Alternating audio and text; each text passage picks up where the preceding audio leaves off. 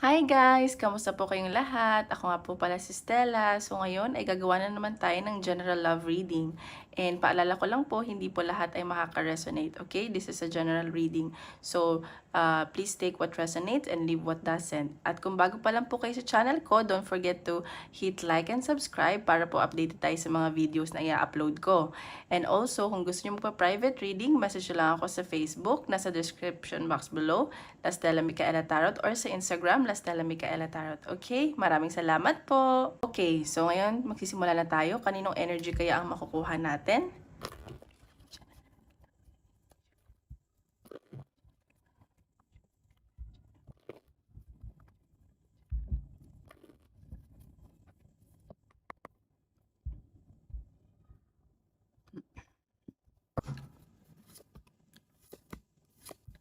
Oh, okay. So, sa nakikita ko dito, okay naman kayo ng person mo. Okay naman yung foundation ng relationship nyo. Pero parang isa sa inyo, parang nagkakaroon ng, sorry trigger warning lang. Nagkakaroon ng affair or may pinag-uusapan about pera, nagdadalawang isip, ganyan, sa work. And ayun, so parang yung energy nyo din ngayon na parang tinatamad kayo and nagmamatigas, ganyan. So, ayan, parang iba rin sa inyo nade-depress na, parang may ending na nangyari. And ayan, siguro sa trabaho to, pero okay naman kayo ng person mo. Like, okay yung foundation yung dalawa. So, tingnan pa natin, clarify natin. Or may nagkakagusto sa'yo dyan sa work. Alam mo yun, nagde-date kayo pero hindi pwede.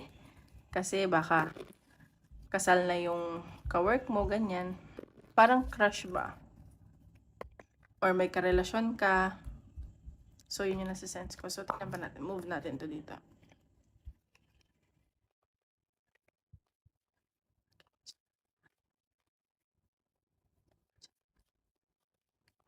Oops, isa lang po.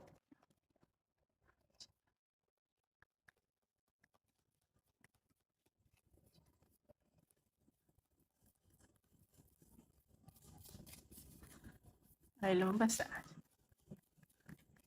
okay, ayan. Shapeshifter. So, sa nakikita ko dito sa love reading, siguro binabago mo yung sarili mo para sa connection yun ng person mo. Or yun nga, sinasabi ko baka may bago kang nagugustuhan, so nagpapaganda ka or nagpapapogi. Parang iniiba mo yung sarili mo para sa connection. Alam mo yun? Ayan. So, ayan, may challenge nga. So, baka nga hindi talaga yung para sa isa't isa. Kasi may someone na kayo. O dyan sa work, ganyan. So tingnan pa natin yung energy ng person mo. Think about your person.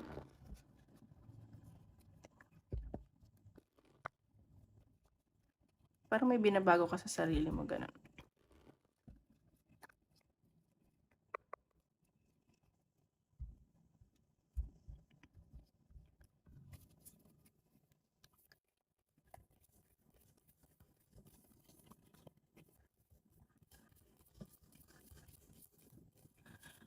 Okay, itong person mo, nakikita ko dito para siyang nag nagninilay-nilay, ganyan. And nakikita ko na parang gusto naman niya ibigay sa'yo lahat, pero parang may pinag-iisipan siya dito eh.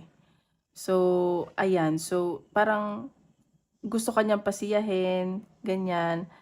And parang, basta nagme-meditate to, ganyan. Parang nagninilay-nilay, ganyan yung nasa sense ko. Tingnan pa natin. Okay.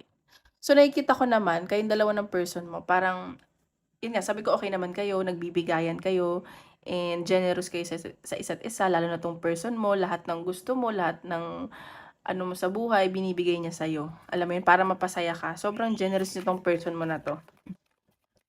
Yan. Tingnan pa natin. Okay, 10 of Cups. See? Nakikita ko sa person mo, parang gusto niya talaga na maging masaya lang kayo palagi. And yung union nyo kakaiba talaga na parang kung wala man kayo family, gusto niyo na bumuo ng pamilya, alam mo yun, parang perfect na eh. Like, wala nang problema, ganun. Siguro, isa lang sa inyo natutokso. So, tingnan pa natin. See? Masaya sa'yo yung person mo. At parang nakikita niya na nasa iyo na lahat. Ganun. And sa connection nyo, parang hindi niya na ma-feel sa iba yun. And sobrang masaya at contented na to sa relasyon nyo. Yan, ito pa natin. Oops. See? So, nakikita ko dito na pinagtatrabahuhan niya talaga tong connection nyo. Tsaka, and, ano to eh, ibibigay niya talaga sa'yo lahat. Parang meron siyang gustong i-attain, ganon, para sa connection nyo. At sobrang nag-hard work to para maibigay niya sa'yo lahat. Yun nga, sabi ko, lahat ng gusto mo na ibibigay niya. And masaya to sa yung taong to. Mahal ka nito. Yun pa natin. Parang balance yung energy ng person. And kayong dalawa din. Tingnan natin. See? And nakikita ko dito, parang may nangyari kasi sa inyong sudden change. Siguro ito yung nagpabago sa person mo. And siguro, nagkamali siya from the past, and ngayon, nagbabago na siya. Kasi, yung mga pagkakamali niya, yung mga nagawa niya na mali, talagang it made him or her to be a better person and stronger. And sa nakikita ko naman ngayon, yung pagbabago niya is okay naman na. Parang, alam mo yun, binabago niya yung sarili niya para sa connection niyo. Or, syempre, para din sa sarili niya. And nakikita mo na sobra na yung pagbabago nitong person mo. Tingnan pa natin.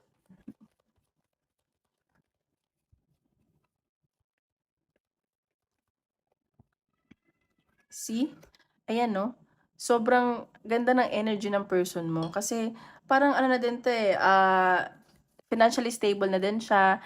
And gusto na talaga niya ng bumuo ng pamilya. Parang long-term commitment. Parang natapos na siya dun sa kumbaga, example lang kung nag-explore siya before, alam mo yun, yung daming babae, ngayon wala na yun sa kanya. Parang stability na din yung iniisip niya. Pang long-term commitment na yung gusto ng person mo. Ayun. So, tingnan pa natin.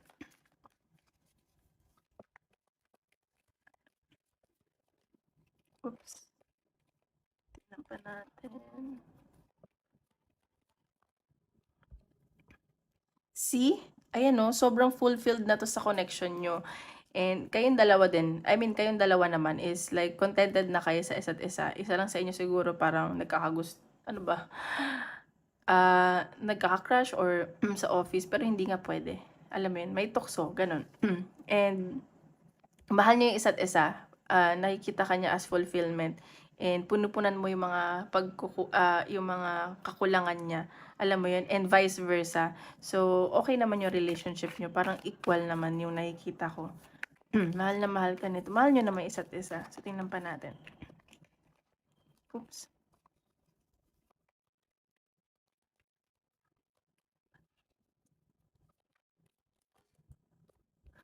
Okay, see? So, nakikita ko dito parang yung person mo, may mga, siguro iso-surprise ka nito, may mga tinatago siya sa'yo na hindi bad thing like iso-surprise ka nitong taong to. Kasi ngayon nga, nagkamali siya, and feeling ko may ending talaga nangyari sa inyo. And, ayun, may celebration ako nakikita, humihingi din doon ng tulong sa mga friends niya kung paano kanya siguro iso-surprise. And nakikita ko yung person mo, mahal na mahal ka. Tsaka mabait naman to eh. Siguro, alam mo, hindi naman tayo perfecto. And nakikita ko na ngayon, mas magiging better nga siya at may mga ibibigay sa sa'yo na hindi mo aakalain. Siguro, not just material things, pero siguro babawi talaga siya sa'yo. Yun yung nasa sense ko. Okay? So, tingnan pa natin sa energy mo. Natin yung energy mo.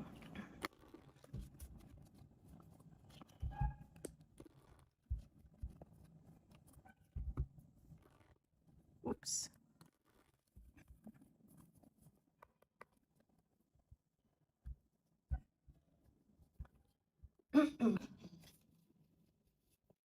Energy ko naman.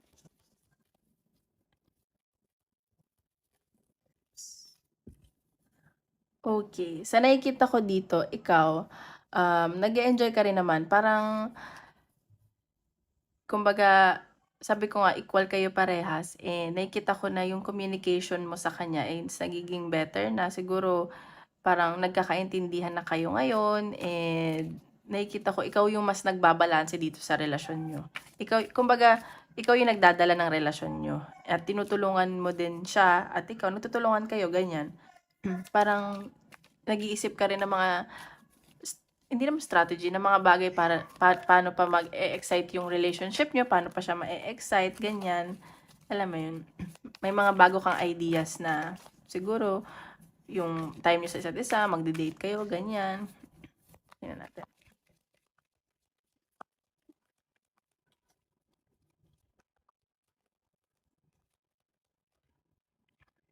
Isa lang po.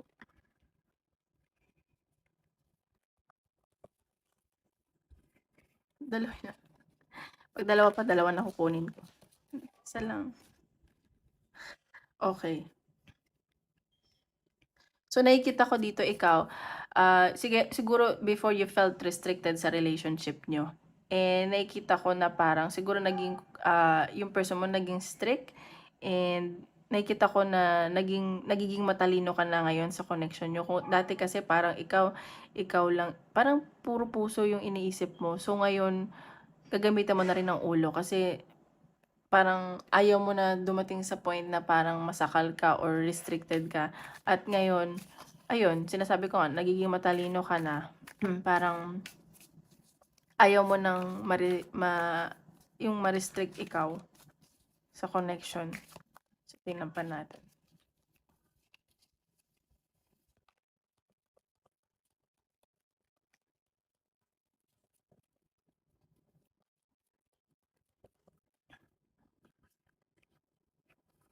See? Ikaw din naman, um, sorry. Nagfo-focus ka din sa financial mo. Parang gusto mo rin siyang tulungan, hindi lang siya. Nakikita ko na medyo nag-i-slow down ka. Alam mo yun? Parang gusto mo dalhin talaga to i-workout. Pero unti-unti, yun yung nakikita ko sa'yo. Hindi mo binibigla yung sarili mo. Siguro na natatrauma ka na, natatakot ka na. Alam mo yun? So, tingnan natin. Kasi nga, yun nga sabi ko, feeling ko may nangyaring sudden change sa inyo before, like, nakapagpabago din sa inyo. Yung person mo nagbabago na, pero ikaw parang naninigurado ka. Alam mo yun? Nagdadalawang isip, pero mahal mo siya eh. But you're taking it slow. Yun yung nakikita ko. So, tingnan pa natin.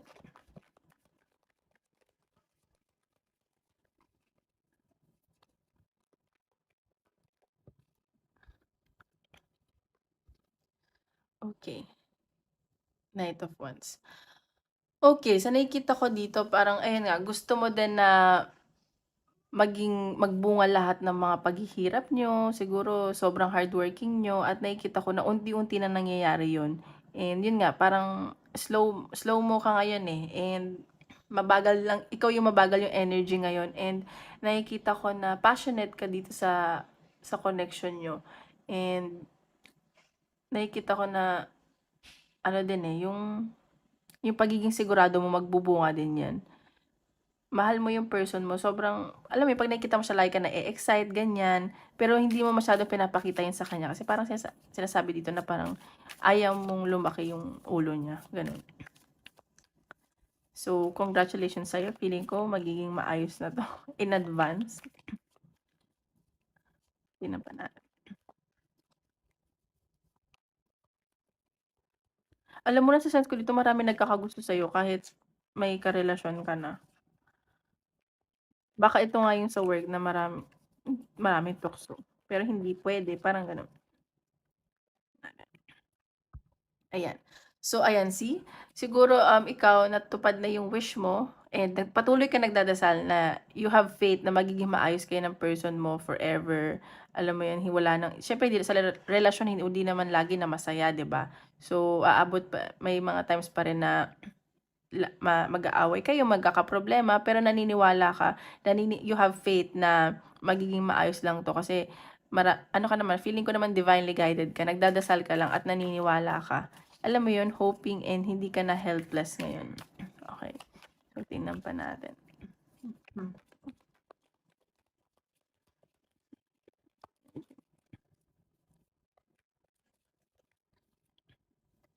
See? Ayan 'no, minanifest mo talaga 'to, eh, pinagdasal mo talaga 'to at ibibigay na sa'yo at nakikita ko na pinoprotektahan mo na din yung puso mo, hindi porket mahal mo siya, sige go na, hindi gano'n. Parang balance na yung energy mo. Pero sobra yung pagmamahal mo dito, binigay mo lahat, eh. Tingnan natin, tingnan pa natin.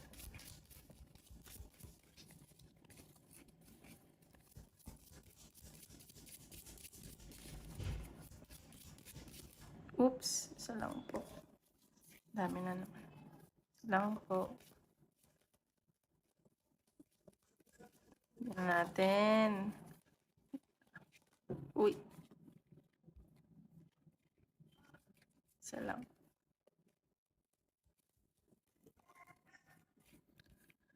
Okay. Ayan, so sa nakikita ko nahirapan ka din dito, eh, at nahihirapan ka rin naman na tinatago mo yung nararamdaman mo. Kasi feeling ko nagkaroon ka rin ng maraming problema, hindi lang naman 'to sa relationship, parang ang dami mong problema sa buhay, pero nakikita ko na malalagpasan mo na 'to. Yan, magiging maayos na kayo. Siguro sumaba din talaga yung loob mo sa person mo.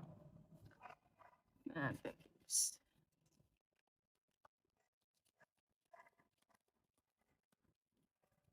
Natin. Uy. Ayan. So, see? Dalawa yung lumabas.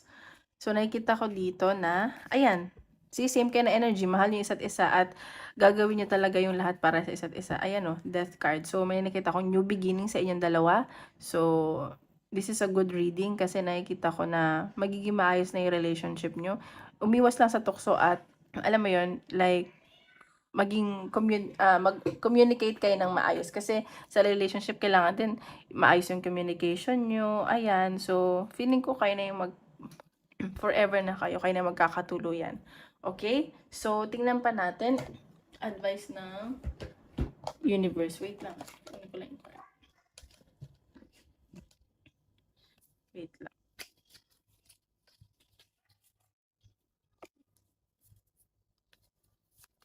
Advice ng universe.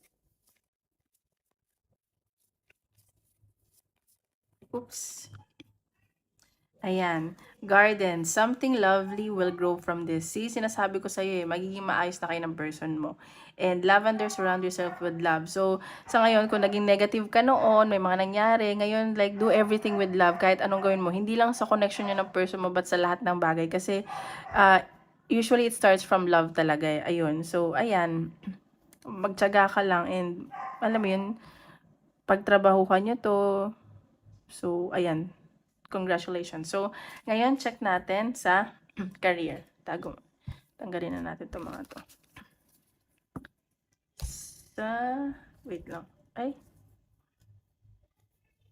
Wait, sorry. Tingnan naman natin sa career. Oops. Sa career.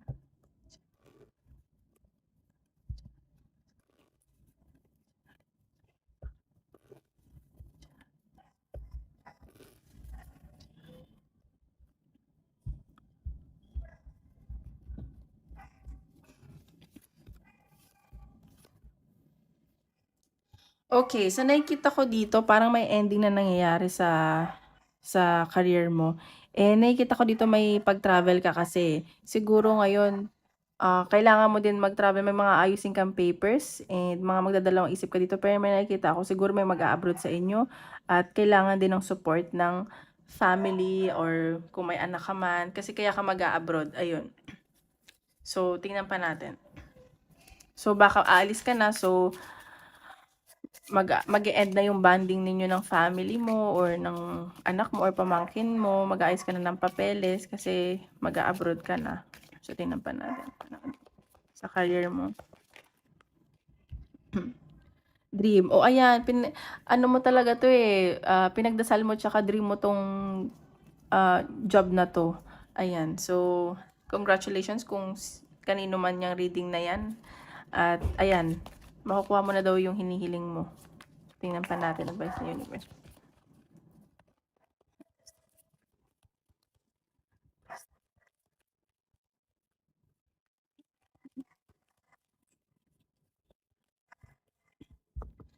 C, release control, surrendering to the journey. So, ayan, huwag ka na masyadong mag-isip-isip at huwag mo na kontrolin yung mga bagay-bagay kasi isurrender mo na lang sa universe at sa taas kasi magiging maayos daw lang lahat. And itong bago mong journey ay mag-e-enjoy ka. And baka promotion to or bagong responsibility at magiging ano ka influence sa ibang tao. So, congratulations.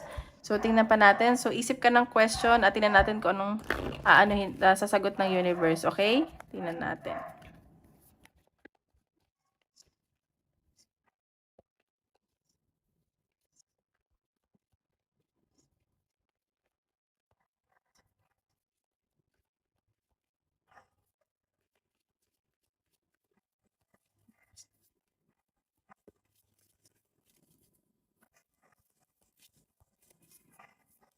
Anong basa?